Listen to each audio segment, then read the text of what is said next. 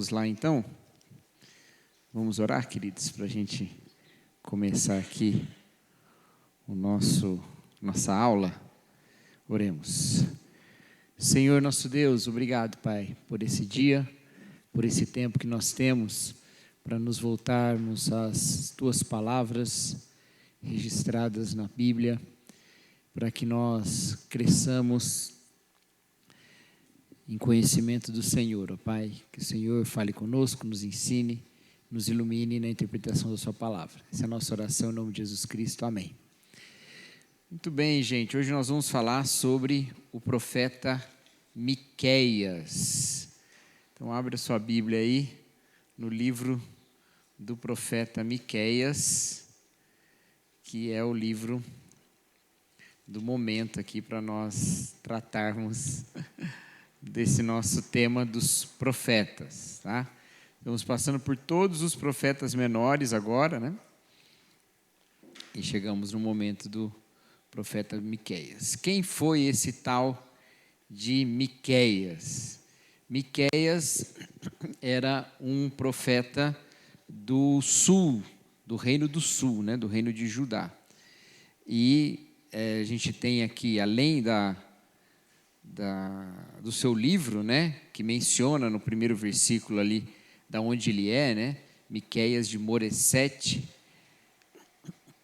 ele também é o profeta citado, ele também é citado no livro do profeta Jeremias, tá? Então depois a gente vai ver isso também, ele é citado lá, a sua profecia é citada lá no livro do profeta Jeremias, tá bom? E ele vai trazer uma profecia que fala diretamente contra Israel, que era o reino do norte, e Judá, que era o reino do sul. E ele fala isso já prevendo aquilo que ia acontecer na invasão de Israel pelos assírios e depois a invasão do reino do sul, de Judá, pelos babilônicos, e o domínio que aconteceria ali, e o exílio, né? E o livro de Miqueias, ele é interessante porque ele traz palavras de juízo, palavras de denúncia, né, de crítica e de profecias contra o povo de Deus, e também traz, em sequência, alternando, né, ele traz palavras de esperança. Então ele fica fazendo essa mudança, assim, fala do juízo, depois fala da esperança, fala do juízo, fala da esperança, e ele vai fazendo esse misto aí, tá bom? Então, qual que é o contexto histórico aqui? O próprio versículo 1 do capítulo 1 já dá aqui pra gente, né? Ele escreve a sua profecia, essa palavra chega a ele durante os reinados de Jotão, Acás e Ezequias, rei de Judá, né? E aí diz que é a visão que ele teve acerca de Samaria e de Jerusalém, que são duas cidades, né? Só que Samaria, ela é a capital do reino do norte e Jerusalém é a capital do reino do sul. Então é uma visão assim, não é exatamente sobre a cidade o problema, mas é sobre o reino todo, tá? Concentrado nessas cidades como demonstração, exemplo, ou parte do que seria o todo, que é o reino todo, tá bom? Então, profecia que ele teve contra, a visão que ele teve acerca de Samaria e de Jerusalém, nesse período aqui, de Jotão, Acás, Ezequias, que são os reis aqui do momento em Judá. Isso faz de Miqueias um contemporâneo de Isaías, tá? Então ele é um contemporâneo ali do profeta Isaías. Ele está falando mais ou menos no mesmo período em que Isaías também estava vivo, tá bom? E parece que esse período que ele prega é bem longo, né? Porque ele fala antes da queda de Samaria, que foi em 722, né? Só que depois ele fala sobre a marcha de Senaqueribe, que ocorreu só em 701, ou seja, mais de 20 anos depois, né? 21 anos depois, ele coloca sobre isso, né? Então, ele foi um período longo de profecia, apesar de ser um livro relativamente curto, né? São 7 capítulos só, e ele consegue condensar tudo aqui, né? Tem um senso de objetividade, de alguma maneira, né? Que ele coloca aqui, tá bom? Bom, uma outra coisa interessante desse livro é que ele traz os seus oráculos, as suas profecias, de uma maneira bem clara, assim, sempre iniciando pela palavra ouçam, né? Então, olha lá, no versículo 2 do capítulo 1. Ouçam todos os povos, né? Aqui começa, então, uma das suas profecias, né?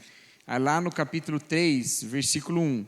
Ouçam vocês que são chefes de Jacó. Aqui ele começa também as profecias, um novo ciclo de profecia, né? Que é esse ciclo de juízo e graça, né? Aí, quando vai lá para o capítulo 6, o terceiro ciclo, ele coloca também, ouçam o que diz o Senhor, tá vendo? Então, a partir desses verbos, nós traçamos o esboço principal do livro. Eu vou inverter um pouquinho a ordem aqui da aula, pula lá para o esboço, depois a gente volta, tá? O esboço principal do livro, tá? Que vai sempre trazer palavras de ameaça, né, de juízo que vem à frente, e depois palavras de esperança. Então lá, o primeiro oráculo, né, começa lá no capítulo 1, traz ameaças contra Samaria e Jerusalém, mas depois traz também lá no final uma palavra de esperança, nos versículos 12 e 13 do capítulo 2. O segundo oráculo começa com palavras contra os líderes e os profetas, e depois tem palavra de esperança, uma sessão longa de esperança, no capítulo 4 e capítulo 5, que inclusive formam o centro desse livro aí, que é muito bonito.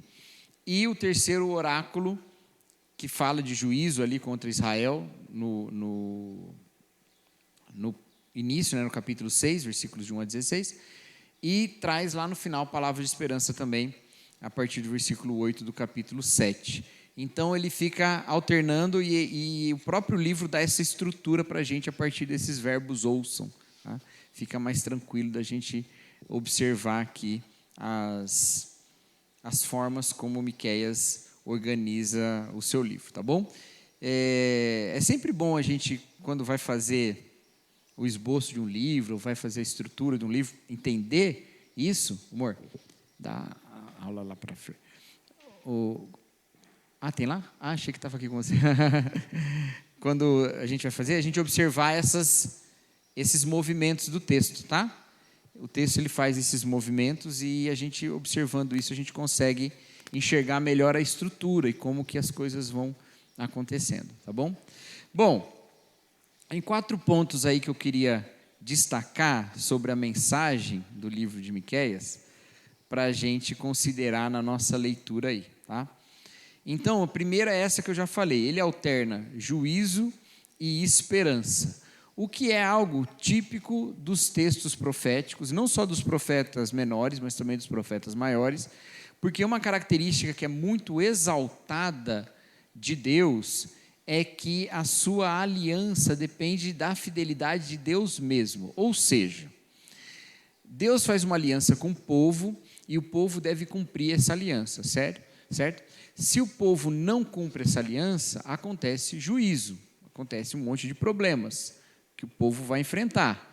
Mas esses problemas, esse juízo, não falam sobre a infidelidade de Deus, mas a infidelidade do povo. Ou seja, se Deus continua fiel à sua aliança, as suas promessas continuam válidas. O povo sofre juízo na disciplina divina de formar esse povo segundo a fidelidade de Deus mesmo, entendeu? Então, esse misto e essa alternância, elas fazem parte dessa mensagem profética, de que o povo está errado, está descumprindo, isso vai trazer consequências, mas Deus permanece fiel. Um remanescente será salvo, no final haverá restauração, ao passar toda essa geração virá outra, coisas desse tipo, porque o Senhor não desiste do seu povo, o que faz com que cada um busque a fidelidade segundo o seu próprio tempo, né? A sua fidelidade em cada momento, porque não é o plano de Deus que está em risco, é você que está em risco. Você não tem vantagem de negociação com Deus aqui, né? Você tem que confiar na fidelidade dele. Então, essa alternância, ela passa essa mensagem, que é uma mensagem importante para nós. Além disso, existe essa... daqui a pouco eu falo, tá? Esse é o primeiro ponto. Então, note bastante isso. Toda vez que você for ler um livro profético, perceba isso. Ele traz denúncia, ele traz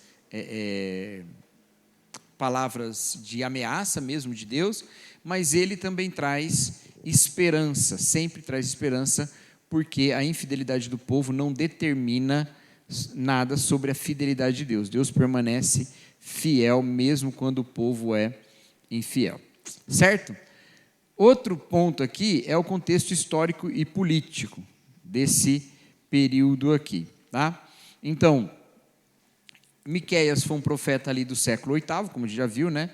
A gente percebe ali nos movimentos políticos do tempo dele, contemporâneo de Isaías, só que mais jovem, e ele vive um período de instabilidade política com o declínio dos reinados de Jeroboão II e Uzias. Lembra que quando a gente falou sobre o livro de Amós, que é um pouquinho antes de Miqueias, e o livro de Isaías, que a gente falou que Uzias teve um reinado que era um reinado de certa prosperidade, e Jeroboão II no norte também, um reinado de certa prosperidade, e que o povo ficou então tranquilo nisso e caiu em infidelidade, e que em seguida a gente teve vários problemas. Miqueias é desse em seguida, né? É do que vem em depois, né? A partir de Jotão, que é o sucessor de Uzias, e daí para frente.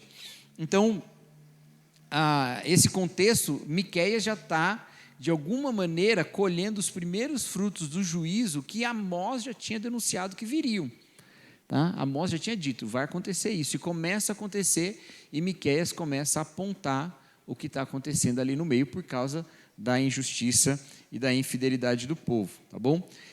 Enquanto isso, aquilo que já se anunciava no livro do profeta Amós, a ascensão da Síria continua acontecendo, os assírios continuam cada vez mais influentes e cada vez mais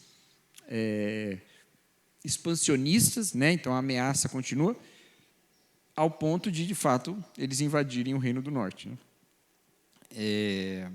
Então, ele continua, Miqueias fala sobre isso, mas ele também fala sobre a futura derrota da Síria e o poder da Babilônia, tá bom? Então esse é o contexto político, mais ou menos, tanto do norte quanto do sul aqui, durante a profecia, o período de profecia de Miqueias. Terceiro, as razões para o juízo divino. Quais são as principais causas do juízo de Deus sobre esse povo? Então, Miqueias vai denunciar os problemas que estão acontecendo lá, mas quais são esses problemas e quais são as razões do juízo aqui? E essas são aquelas que sempre aparecem nos profetas menores, né? A idolatria e a injustiça social, tá bom?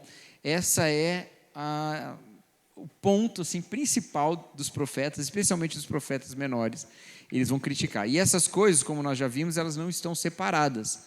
A idolatria e a injustiça social, elas não estão separadas. A idolatria é parte do sistema que cria a injustiça, e a injustiça é evidência da idolatria. Essas coisas, elas estão acontecendo ao mesmo tempo, tá bom? Então, vamos olhar alguns versículos aqui que mostram isso, né? Vamos lá. Estão preparados aí para a gente abrir vários textos? Vamos olhar primeiro a idolatria aqui. Capítulo 1, versículo 7. Olha lá o que fala o profeta Miqueias sobre o que acontece tanto no Reino do Norte quanto no Reino do Sul. Miqueias 1, 7. Todas as suas imagens esculpidas serão despedaçadas e todos os seus ganhos imorais serão consumidos pelo fogo.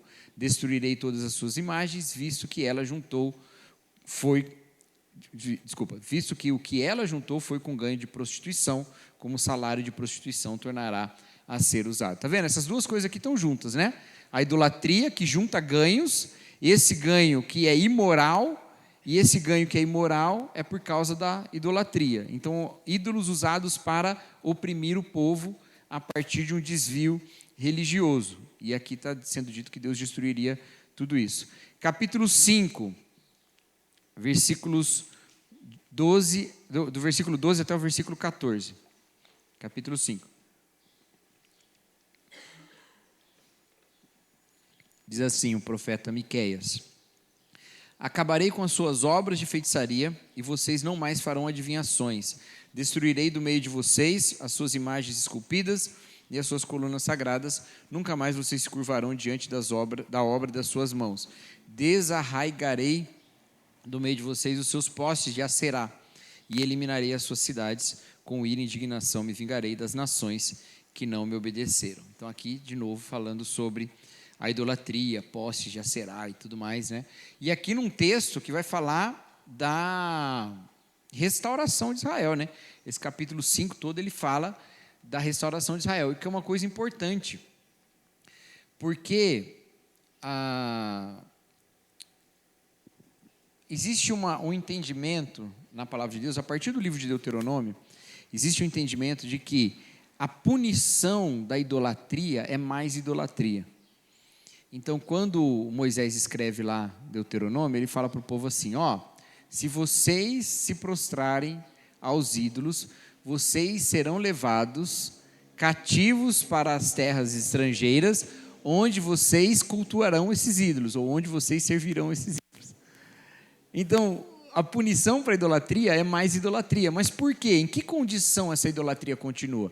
Na condição de servidão, na condição de escravidão. Então, se vocês tomam ídolos como sendo os seus deuses, vocês se tornarão escravos desses ídolos, ao invés de adorar o Deus que é o Deus libertador. Então, vocês estão escolhendo a servidão. E ao fazer isso, vocês se lembrarão de mim e voltarão para mim. E aí, nesse processo, a destruição dos ídolos, ela não é só juízo de Deus contra o povo, ela é também libertação contra o povo. Então ela também é esperança, sabe? Ela é sim um juízo, ele vai vir, vai destruir tudo, mas isso é esperança para um povo que não mais será escravo, entendeu? Então esses temas, eles se confundem o tempo todo, e a ação justa de Deus, ainda que dolorosa, ela é vista como esperança, tá? Agora vamos olhar os textos que falam sobre a questão da justiça. Capítulo 2, versículo 1.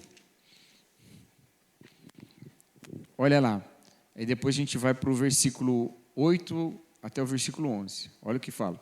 Ai daqueles que planejam maldade, dos que tramam mal na cama, quando alvorece eles executam, porque isso podem fazer. São aqueles que dormem tranquilo, pensando qual maldade vai fazer no dia seguinte, vão lá e fazem, né? Versículo 8. Mas ultimamente o meu povo se levantou como meu inimigo. Além da túnica, arrancam a capa daqueles que passam confiantes como quem volta da guerra. Vocês expulsam as mulheres do meu povo dos seus lares agradáveis. Vocês removem dos filhos delas a minha dignidade para sempre. Levantam-se, vão embora. Esse não é o lugar de descanso, pois ele está contaminado e arruinado, sem que haja remédio. Se um mentiroso e enganador vier e disser: eu pregarei para vocês fartura de vinho e de bebida fermentada, ele será o profeta desse povo. Ou seja, vocês estão atrás de ganhos, vocês roubam o outro, tiram as mulheres dos seus lares, sequestram para vocês, colocam os filhos delas em indignidade, vocês fazem todo tipo de maldade, e se vier alguém prometendo mais ganho, vocês vão atrás dele e vão dizer que esse é o profeta, né? Qualquer semelhança não é mera coincidência, tá bom? Capítulo 3, versículos de 1 a 3. Então eu disse: ouçam vocês que são chefes de Jacó, governantes do povo de Israel, vocês deveriam conhecer a justiça, vocês que odeiam o bem e amam o mal, que arrancam a pele do meu povo e a carne que envolve seus ossos. Vocês que comem a carne do meu povo, arrancam a sua pele, despedaçam seus ossos e os cortam como se fossem carne para panela, como carne no meio de um caldeirão. Vocês se alimentam do povo, vocês tomam o povo, vocês estão devorando o próprio povo. Vocês que são líderes, chefes de Jacó e governantes de Israel. Eu quero que vocês notem aqui nesse capítulo 3, versículo 1, o uso da palavra justiça. Eu quero destacar isso porque isso é muito importante e tem muita gente fazendo fazendo desvios sobre isso na leitura do Antigo Testamento. Meus irmãos, não há nenhuma dúvida de que a palavra justiça nos profetas frequentemente, e por frequentemente eu quero dizer a maioria das vezes, tá? Ela está falando sobre aspectos de justiça social. É muito importante a gente entender isso, porque tem muita gente relativizando esse tipo de coisa a partir de uma visão de justiça mais neotestamentária da justificação, que está presente, eu já vou mostrar para vocês aqui no livro de Miqueias mesmo, essas coisas estão juntas, tá? Mas é completamente descabido os teólogos, intérpretes da Escritura, que tentam dizer que justiça social não é um tema bíblico. É um tema bíblico evidente no uso da palavra justiça nesses textos. Palavra que em hebraico é mishpat, que é uma das palavras de justiça. Existe mishpat, existe tzedek. Tzedek, né? Esse não é um T, é um tze, né? Tzedek. Essas duas palavras significam justiça, e mishpat frequentemente é usada para falar de justiça no sentido social. Como assim? Aí a gente precisa entender o conceito de justiça a partir do Pentateuco. O que o Pentateuco diz sobre justiça? Ele diz o seguinte: olha, tudo que foi criado é Deus que fez, certo? E Deus bondosamente deu ao ser humano, colocou o ser humano num jardim, deu a ele todos os alimentos, deu a ele tudo e falou, só não come daquela árvore, né? Aí teve todo o pecado, tal, o Senhor interveio, foi lá, chamou Abraão, trouxe, começou a formar um povo e tal, e aí ele, em Moisés, estabelece uma lei que é a sua justiça. E nessa lei ele diz o seguinte: olha, vocês não vão trabalhar no primeiro dia. Primeiro dia vocês não vão trabalhar, ok? Porque o Senhor é que dá e é o sustento do Senhor. Olha, vocês não vão, a cada 7 anos, vocês vão fazer um período, que é o período de um ano sabático. E no 50º ano, ou seja, depois de 7 vezes 7, depois de 49, vocês terão o jubileu. O ano do jubileu, o ano aceitável do Senhor, o ano da libertação, e é o ano em que vocês vão tomar da graça de Deus, porque é o Senhor que dá as coisas todas para vocês, as terras serão devolvidas às suas famílias de origem, os escravos serão libertados e tal. Por quê? Porque essas situações que são formadas pelas nossas relações econômicas, que geram às vezes pessoas em situação de escravidão naquele contexto, elas não são o absoluto. O absoluto é um Deus de graça que sustenta seu povo todo. Inclusive sustenta quando vocês não trabalham. Quando vocês não trabalham, Deus dá. Olha, vocês não vão colher os alimentos da borda do campo, porque se passar um viajante, ele pode se alimentar desses alimentos. Olha, se entrar alguém na sua plantação e ele tiver fome, ele pode pegar espigas para comer, desde que ele não leve uma sacola, porque ele já não está para comer, para guardar para vender depois, né? Não, se ele for só com as mãos, ele pode pegar para comer. Essas coisas são limites que Deus coloca para dizer, veja, o proprietário da terra sou eu, vocês são mordomos. E eu cuido de todo mundo, inclusive do pobre. Ou seja, se o pobre não tem o que comer, isso não está de acordo com a minha vontade, então é injusto. Entendeu? Por isso que alguns intérpretes, eles vão dizer que mishpat não é nem justiça, é direito. É direito. Porque justiça é, vamos ver quem está certo. Direito é, você merece, ou você tem acesso, vamos dizer assim, merece é uma palavra talvez forte. Você está dentro daquilo que você pode ter. Então, não tem como a gente desassociar uma coisa à outra. Agora, importante, isso não diz muita coisa sobre quais são os caminhos para essa justiça. Tá? Tudo bem? Nós não sacralizamos formas políticas, organizações econômicas, nada disso. Por quê? Primeiro, porque essa é uma palavra para o povo de Deus, então a gente assume como palavra para a gente se compromete com essas coisas. E a gente olha e vê qual que é a melhor maneira da gente cumprir o que Deus está pedindo. Ótimo, beleza. A Bíblia chancela algumas das nossas visões econômicas e políticas do mundo de hoje? Não. Todas elas são humanas, pecadoras e tal. Como diz o Calbart no seu livro, num texto que ele fala a justiça de Deus, ele fala, todas as tentativas de justiça do ser humano são torres de Babel. O Senhor é que põe a sua justiça. Então a gente tenta fazer uma coisa, mas é só uma torre de Babel, né? A gente tenta chegar na justiça, mas elas estão ali mais para mostrar como a gente não consegue. Mas, de qualquer forma, a gente olha para um Deus que se preocupa com aquele que ele tem como sendo os seus cuidados, né? Aqueles de quem ele cuida. Então, é isso, mas a gente não consegue desassociar uma coisa da outra. Só uma recomendação de livro para vocês sobre isso: leiam o livro Justiça Generosa, do Tim Keller, que eu acho que é um bom livro que aponta para isso. Fala, Rani. Não, é que uma das traduções para 24, com essa ideia de justiça, é de reparação. É uma palavra que tem a ver com justiça de reparação. É importante a gente lembrar disso. Tem um livro também, esse livro Justiça Generosa, acho que foi um dos melhores que eu já li. Mas tem um que chama, o autor é Vanderlei de Anastácio. A foto é um pão, cara. Como é que chama? Eu acho que é Justiça à Luz da Igreja Primitiva, alguma coisa assim. Mas o autor é Vanderlei de Anastácio. Ele na época do seminário também. Muito bom. Eu acho que esse livro do Tim Keller meio que se complementam assim, nessa ideia. Mas é importante a gente lembrar disso, né? Justiça para esse texto de Miqueias, para aquilo que os profetas falam, de reparação.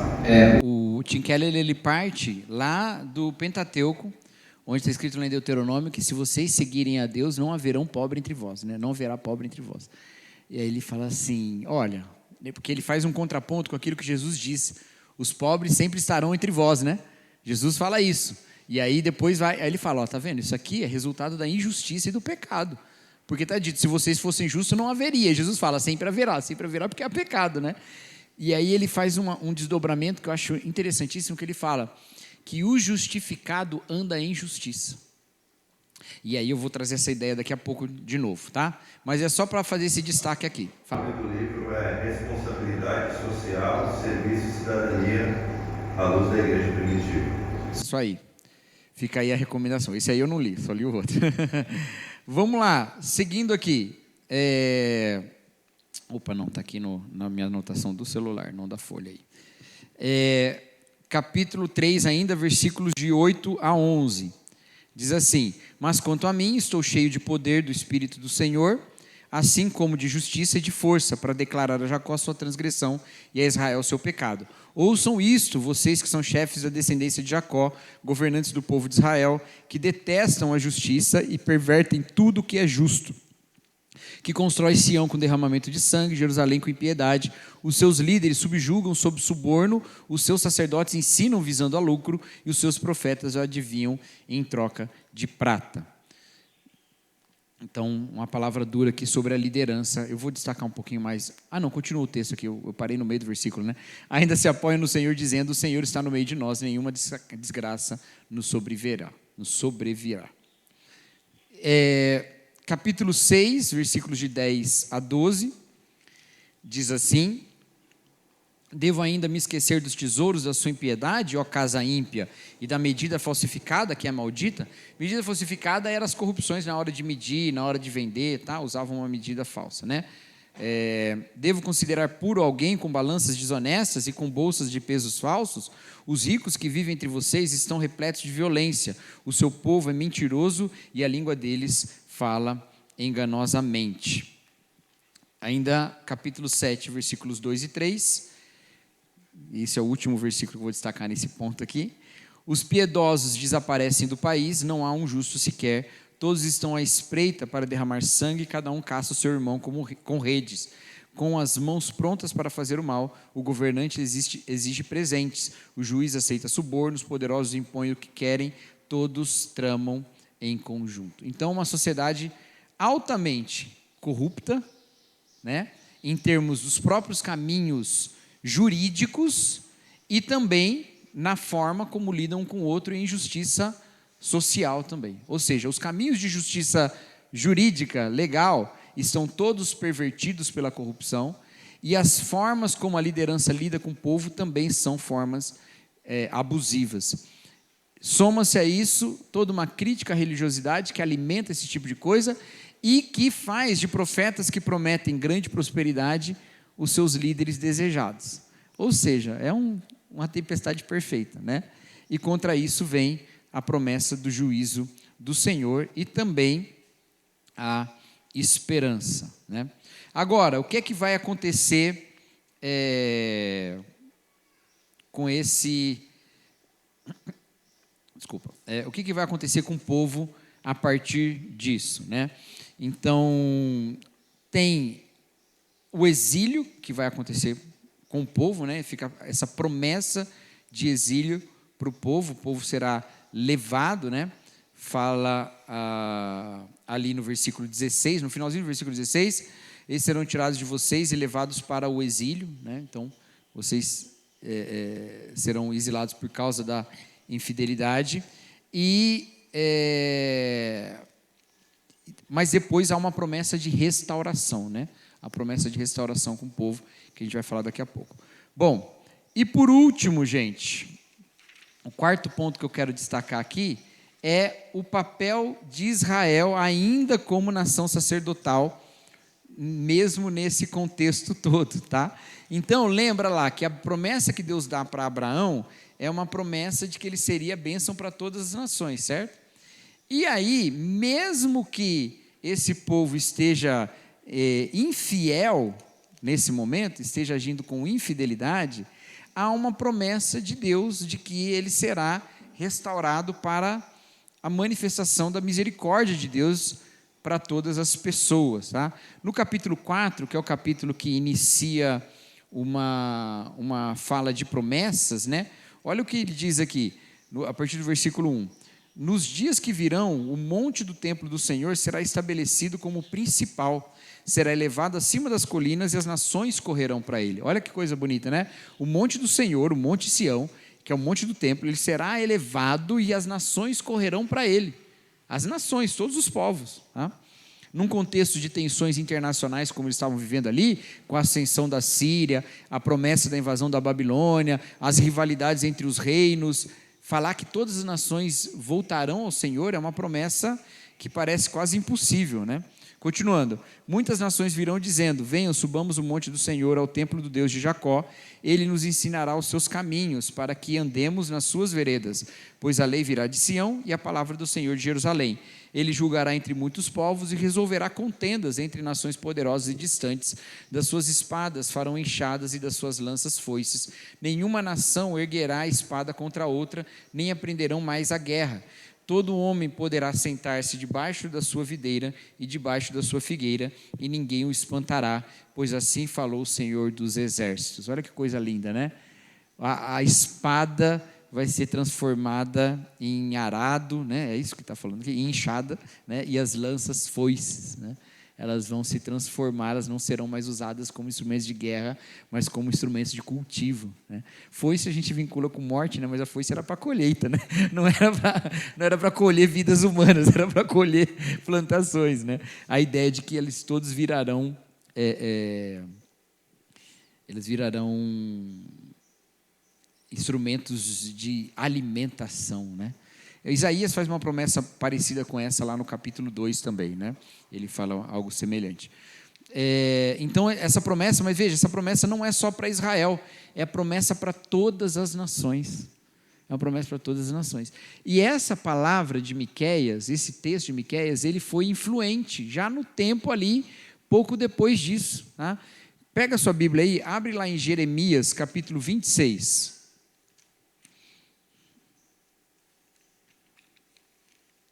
Jeremias capítulo... Não, antes... vocês já mexeram aí?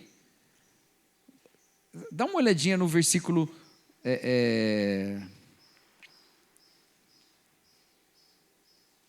No versículo 12 do capítulo 3. Diz assim, de Miqueias 3:12.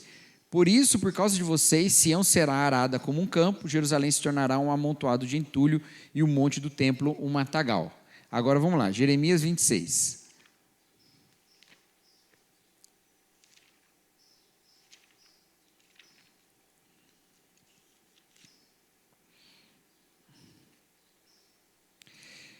Aqui, por causa de tudo o que disse, Jeremias é ameaçado de morte, né? E ali, entre os versículos 17 e 19, olha o que acontece ali. Alguns dos anciãos da terra se levantaram e disseram toda a assembleia do povo: Miqueias de Moresete, profetizou nos dias de Ezequias, rei de Judá, dizendo a todo o povo de Judá: assim diz o Senhor dos Exércitos, Sião será arada como um campo, Jerusalém se tornará um amontoado de entulho, e o monte do templo um matagal. Acaso Ezequias, rei de Judá, ou alguém do povo de Judá o matou? Ezequias não temeu ao Senhor e não buscou o seu favor, e o Senhor não se arrependeu da desgraça que pronunciara contra eles. Estamos a ponto de trazer uma terrível desgraça sobre nós. Então olha só, quando Miqueias trouxe essa palavra, segundo esse texto de Jeremias, Ezequias, que era o rei, fez as suas reformas a partir da profecia de Miqueias, entendeu? Ao invés de matar Miqueias, porque trouxe profecia contra o reino, Ezequias reformou o reino para tentar ser mais justo. E aí o que aconteceu? Jeremias, anos mais tarde, no período do exílio, é buscada a morte dele, as pessoas querem matá-lo, e aí anciãos se levantam e falam: veja bem, quando Miqueias disse coisas muito parecidas para Ezequias, Ezequias conseguiu retardar o juízo de Deus, assumindo aquela profecia como palavra de Deus. Vocês querem mesmo matar um profeta? Porque se matarem um profeta, a desgraça virá sobre nós. Entendeu? Então dá a entender que a profecia de Miqueias trouxe algum efeito, pelo menos no reinado de Ezequias, tá? Pelo menos algumas das reformas de Ezequias foram influenciadas aqui por Miqueias. Tudo bem, gente? Certo? Alguma dúvida sobre isso? Tranquilos? Alguma palavra de boa? Então vamos continuar aqui. O que Miqueias tem a ver com o Novo Testamento? Então, Miqueias tem uma das profecias mais importantes sobre o nascimento de Jesus. Miqueias capítulo 5, versículo 2. É o texto que localiza onde nasceria o Messias, né? O descendente de Davi. Então, Miqueias 5:2 diz assim: mas você, Belém Efrata, embora pequena entre os clãs de Judá, de você virá para mim aquele que será o governante sobre Israel. As suas origens estão no passado distante, em tempos antigos, ou em outras traduções, estão nos dias da eternidade. Né? Olha que interessante isso, gente. Por que Belém está sendo citada aqui? A visão é por causa de Davi mesmo, tá? Então a citada é uma conexão direta com Davi, tá? Com a cidade de Davi, com Belém. Mas, no caso, no Novo Testamento, os apóstolos, os evangelistas, interpretaram que era justamente sobre Jesus que estava se dizendo esse texto. Especialmente porque essa era uma interpretação corrente. Não eram só os apóstolos que pensaram assim, os evangelistas, no caso, que pensaram assim. É que no caso são dois apóstolos, né, Mateus e João. Não são só eles que entenderam assim. Era o entendimento dos intérpretes judaicos da época. O Messias virá e ele virá de lá. Tá? Então, Mateus capítulo 2 é citado exatamente esse versículo, e João capítulo 7, versículo 42, é lembrado que era isso que dizia, se viria de Belém, certo? Então, e seria descendente de Davi. Então, essas menções, elas não mostram apenas a conexão, a interpretação que o Novo Testamento faz, mas que essa era uma interpretação judaica corrente também. Por que isso é importante? Porque volta e meia o cristianismo é criticado por ser, dito assim, porque vocês distorceram as profecias do Antigo Testamento, esse texto estava falando de outra coisa, não estava falando de Jesus, estava falando de outro rei, de outra esperança e tal, e tal, e tal. As pessoas podem até pensar isso, mas essa interpretação era uma interpretação judaica. Os próprios judeus estavam esperando que fosse dessa maneira, entendeu? Então já era corrente lá. É a mesma coisa sobre a interpretação do nascimento de Jesus, quando fala a virgem conceberá e dará um filho, né, que fala lá em Isaías, que a palavra lá em hebraico, ela pode significar jovem e não virgem. E aí falam, não, porque o cristianismo é que interpretou errado. Não, a tradução que os judeus fizeram para o grego, usavam a palavra virgem. A interpretação dos próprios judeus era virgem. A reinterpretação desse texto foi depois de Jesus. Falou, não era nada de virgem, não, esquece esse negócio, porque os cristãos já estão usando esse negócio, vamos pensar outra coisa, entendeu? Então, esse contexto é dado aqui nesse texto também, tá? A interpretação judaica do tempo era esse, de Belém virar o Messias. E, de fato, no caso aqui, veio, né? No Novo Testamento, Miqueias tem essa grande importância. E também tem importância para a construção da igreja. Também tem o texto que a gente citou agora há pouco, né? Que fala da túnica e da capa. Vocês devem ter se lembrado ali do texto do Sermão do Monte, né? Que fala também da túnica e da capa, né? Versículo 8 do capítulo 2, olha lá. Mas ultimamente o meu povo se levantou como meu inimigo, além da túnica arrancam a capa.